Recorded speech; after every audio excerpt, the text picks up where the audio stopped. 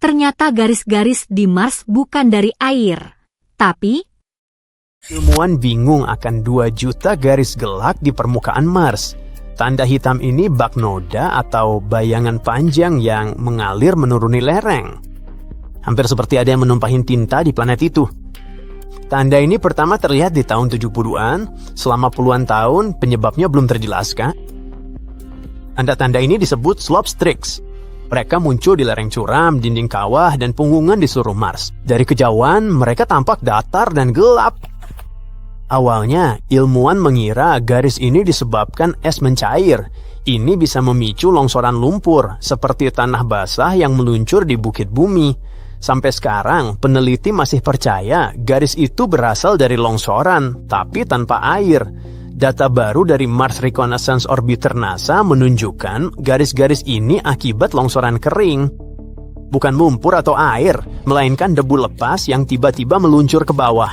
Lebih mirip pasir kering yang tumpah dari tumpukan saat terganggu. Inilah yang menjelaskan bagaimana garis-garis itu bisa terbentuk di lingkungan Mars yang dingin dan kering. Salah satu contoh yang terkenal ada di Apollinaris Mons.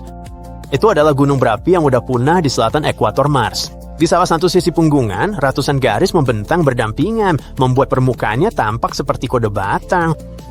Garis ini muncul rentang 2013 hingga 2017. Ilmuwan menduga dampak meteoroid di dekatnya memicu garis tersebut. Meski tak langsung menghantam punggungan, getarannya mengguncang tanah, cukup memicu aliran debu ke bawah lereng. Karena muncul pasca tumbukan, ilmuwan meyakini meteoroid atau gempa Mars adalah penyebab utama sebagian besar garis lereng. Namun, studi baru menunjukkan anggapan ini kurang tepat.